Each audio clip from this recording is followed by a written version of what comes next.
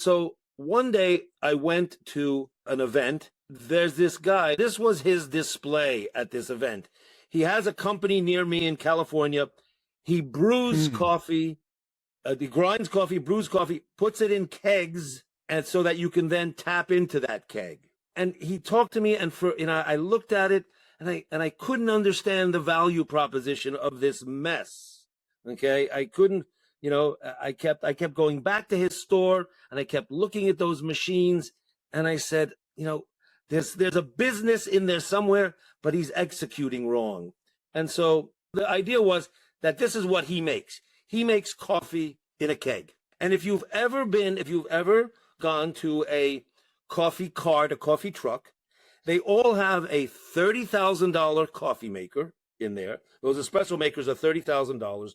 The frosted, the milk, the whipped milk is, the $5,000, the grinders.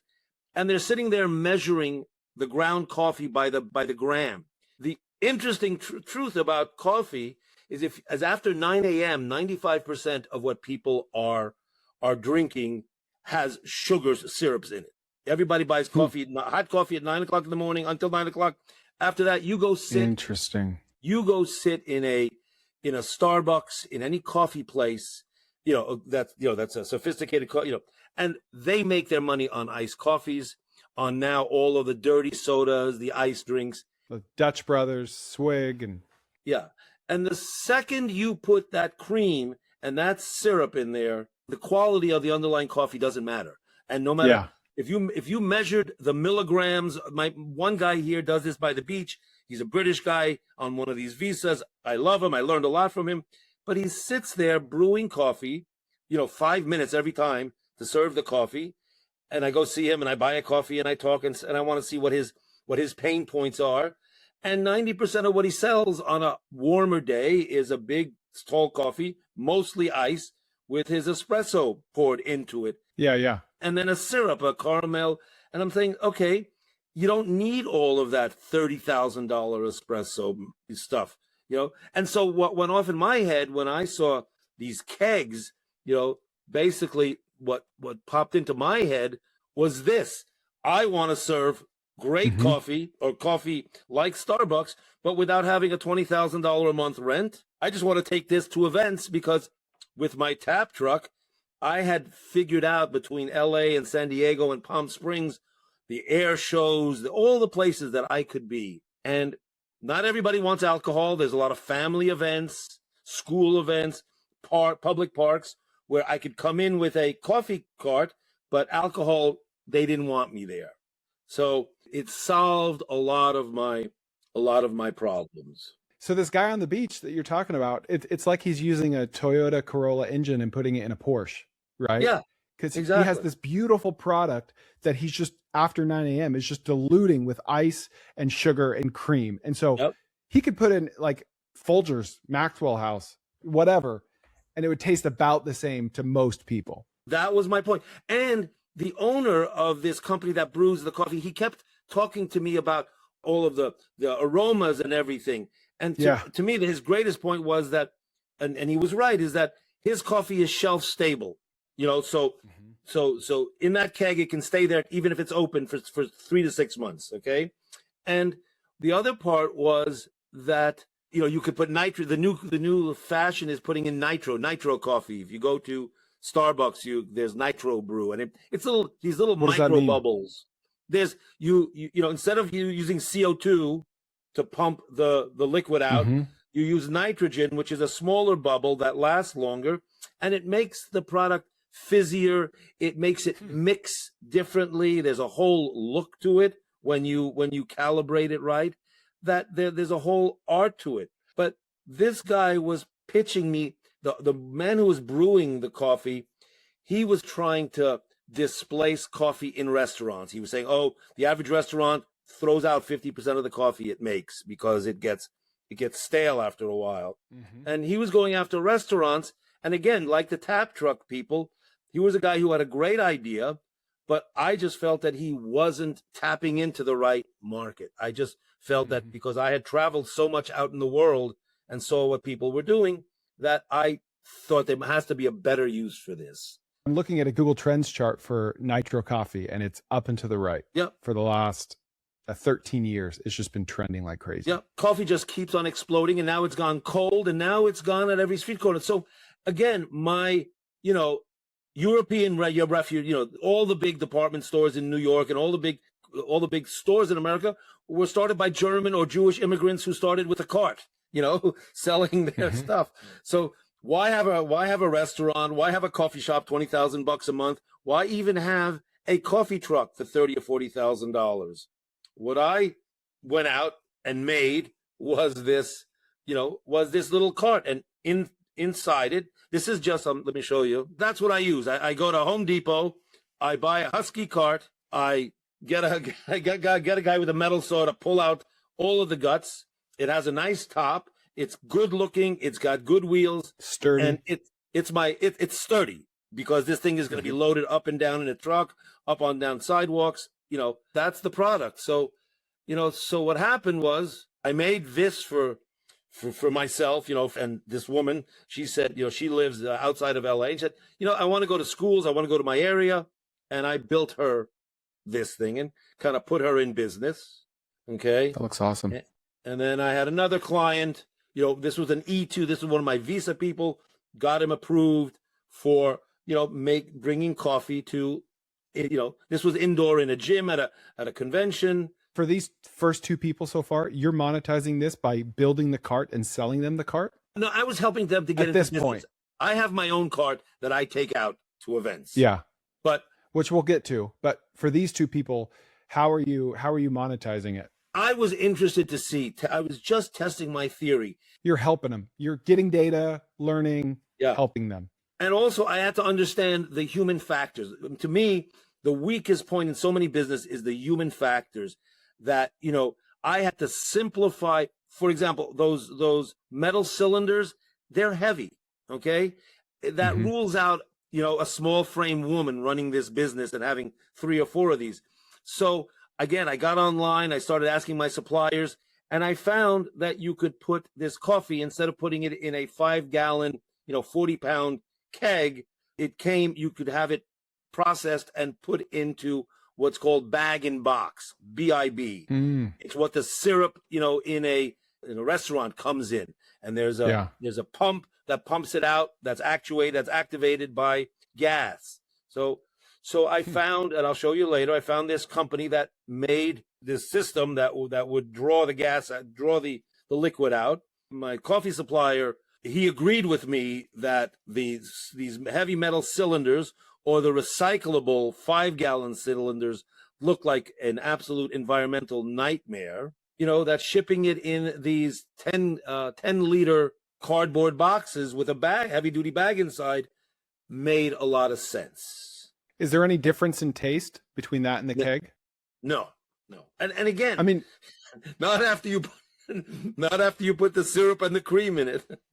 Yeah. I mean, to your point, the liquid itself weighs 8.5 pounds a gallon, right? So if the keg weighs so much empty and it doesn't add to the flavor, then what are you doing? What's the point in having it at all? Listen, when I lived in New York, and I, even into the late 80s, in the middle of the winter when there's ice, and I would see the people delivering the beer kegs to restaurants and sliding down the stairs, going down beer is great, but what it takes to get it from the brewery to the store, you're moving water around in these 100-pound containers. That creates, risk of fall, that creates massive back injuries, and the technology really hasn't kept up. Nobody's made a keg handler robot. So again, I'm all about these human factors, because again, once I made the first cart,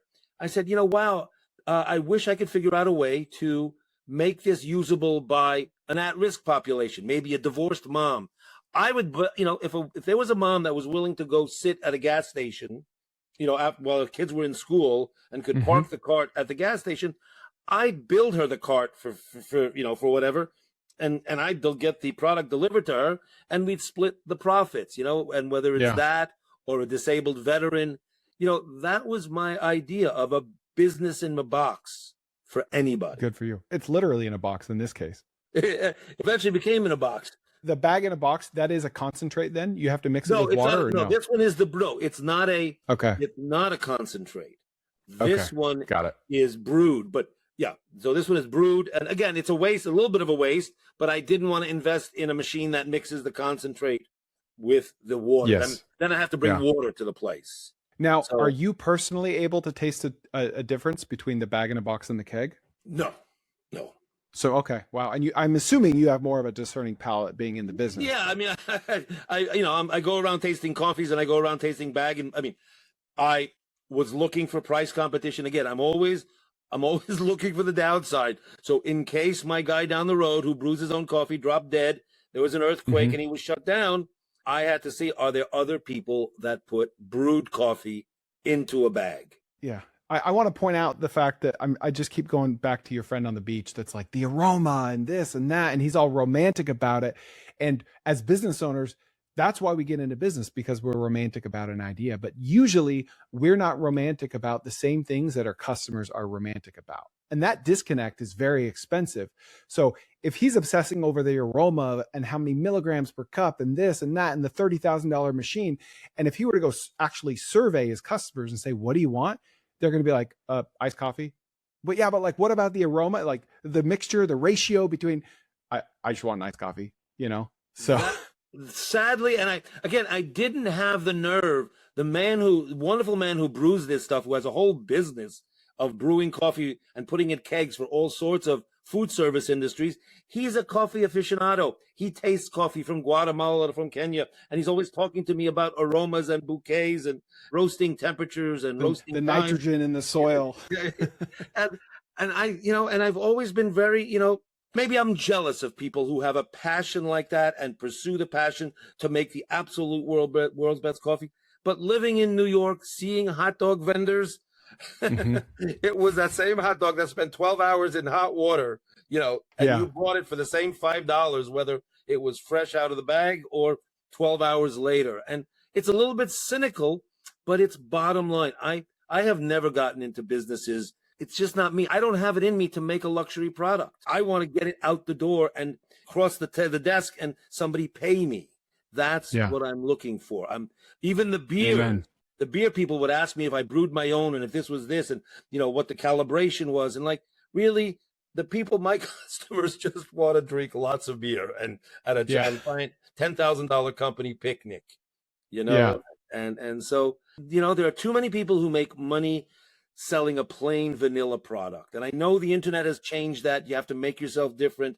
But to make yourself different was get rid of that $30,000 coffee machine that breaks down and costs $5,000 to fix every time. Yeah. You're passionate about the profit, right? And about the product ease, because I'm totally ADD and I'm totally spinning 50 plates at one time. The last thing I need is to worry about the hot coil in my $30,000 espresso machine. And when you go on the coffee maker, coffee shop owner, coffee truck owner things on Facebook, that's what they're sitting my coil, how do I replace a coil on this machine? And I've learned in 40 years of business to be redundant, but I can be redundant without having to buy two $30,000 coffee machines. Yeah. I can be redundant for $1,000 and know that when I go to an event that's 100 miles away from civilization, that I'm not. You have to be redundant. Yeah. Yeah. The part of the things we talked about was, this is what I would bring. This is what I bring to this simple little thing I bring to a Tractor Supply company, weekend in their parking lot, something like that.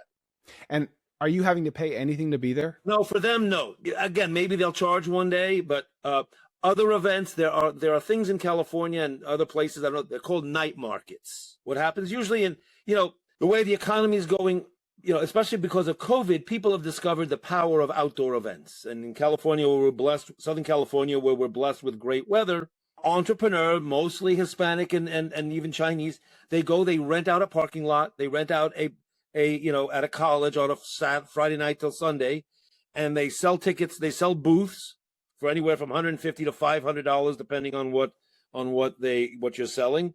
And they sell admission tickets, and they get 5 or 10, 20,000 people that come through this. And, when your only alternative for fun for your kids is is $1,000 day at Disneyland or at some water park, you know, taking your family out at 6 p.m.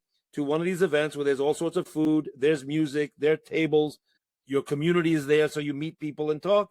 Night markets have become a really big thing here. So you might not know this, but this isn't my real channel. My full channel is linked below or right here. Go check that out for full episodes.